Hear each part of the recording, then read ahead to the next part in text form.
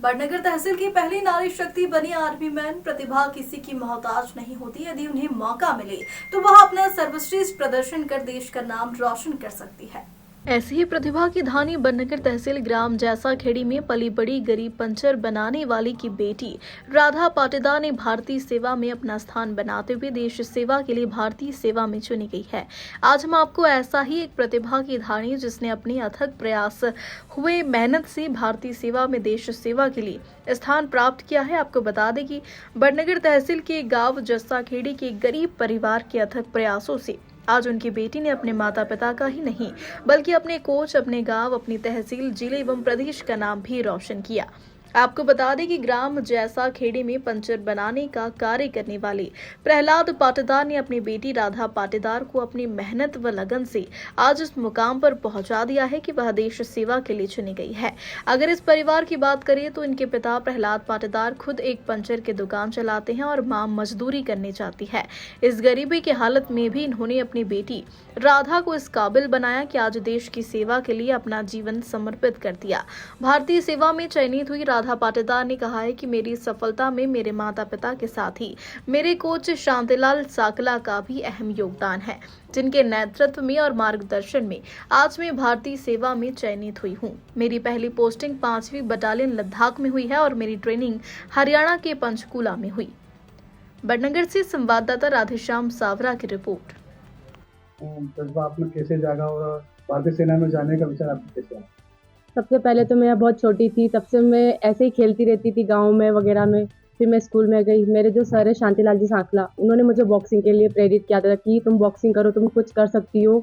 तब से मैंने बॉक्सिंग स्टार्ट की। 2016 में मैंने साई एकेडमी ज्वाइन की थी। साई में जाने के बाद मेरा अच्छा था परफॉर्मेंस, फर्स्ट टाइम से मेरा अच्छा रहा। Medal, school national medalist, gold medalist, Khelo India medalist, youth medalist, उसके बाद सीनियर नेशनल की मेडलिस्ट रह चुकी हूँ। इंडिया में टॉप 4 रैंकिंग पे चल रही हूँ। मेरा यही कहना है कि जितने भी हैं बच्चे जो करना चाहते हैं, आगे बढ़ना चाहते हैं, उन्हें कभी अपना मोरल डाउन नहीं करना चाहिए। अपनी फैमिली को देखना चाहिए, अपना फ्यूचर आगे वाला देखना चाहिए कि वो क्या कर सकते हैं, तो अपनी फैमिली के लिए क्या कर सकते हैं। जी, यहाँ तक पहुँचने में आपको काफ़ी संघर्षों का सामना करना पड़ा होगा, तो क्या आप बताना चाहेंगे कि किस संघर्ष करके आप यहाँ तक पहुँचे? बहुत ज़्यादा। मम्मी पापा के पास कुछ था नहीं, मम्मी दूसरों के खेतों पे काम करती थी, पापा की छोटी सी दुकान है पिंचर की, उन्हें देखा, उनकी दुकान पर काम किया है, बहुत कुछ देखा है ज़िंदगी में, उसके बाद इतना कुछ मिला है। तो सबसे पहले तो अपने मम्मी पापा को बधाई दूँगी कि उनकी वजह से मैं यहाँ हूँ। जो देशभक्ति का जज्बा रखते हैं और जो नए लड़के लड़कियाँ सेना में भर्ती होना चाहते हैं, उनके क्या संदेश देंगे? यही कहना चाहूँगी कि ट्रेनिंग चाहे कैसी भी हो आर्मी की, सिर्फ अपने माँ बाप को देखना, इसके अलावा कुछ मत देखना कि उन्होंने तुम्हारे पीछे कितना कुछ किया है, सिर्फ उनको देखकर आगे बढ़ना। कभी अपनी ट्रेनिंग अधूरी छोड़कर मत आना, कभी आर्मी छोड़ना मत, सोचना भी मत कि हम आर्मी छोड़ें या यहाँ से भाग कर चले जाए। आर्मी का जो है वो कहीं नहीं मिल सकता तुम्हें। जो जज्बा है, जो जुनून है, जो उसकी हमें हिम्मत है, वो कहीं नहीं मिल सकती, किसी और फोर्स में नहीं मिल सकती है।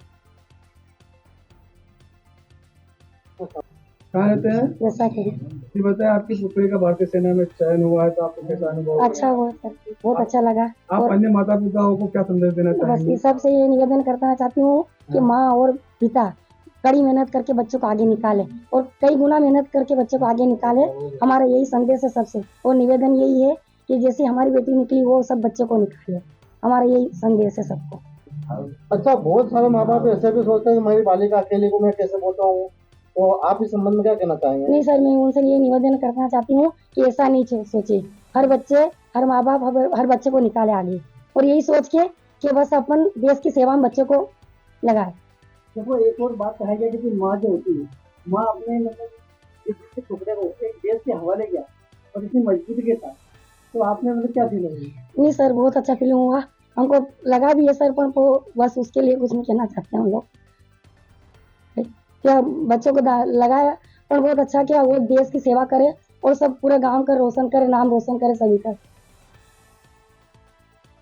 क्या नाम है आपका? प्रहलाद पाटीदार, कहाँ रहते हैं? जस्सा खेड़ी।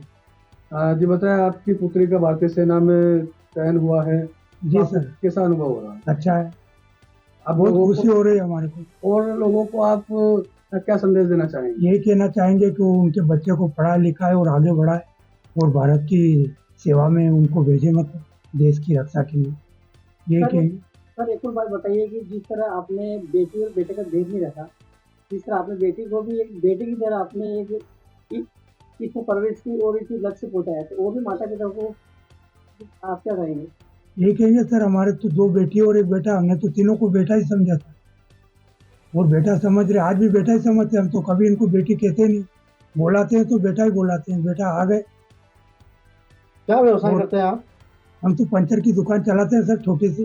अच्छा एक बात बताएं, आप पंचर की दुकान चलाते हैं, जी सर। काफी आर्थिक स्थिति भी कमजोर है, लेकिन इसके बावजूद भी आपने अपने बच्चों को अच्छे संस्कार दिए, जैसे एक देश सेवा में है और एक नर्सिंग में है, एक भोपाल में ट्रेनिंग कर रहे हैं, तो इन संबंध में आप क्या कहना चाहिए? ये कहना चाहेंगे सर का हमने तो गरीबी में गुजार ली जिंदगी, बाकी इनकी नहीं गुजरेगी, इसलिए इनको कुछ बना ले तो ताकि इनकी जिंदगी अच्छी रहेगी। मतलब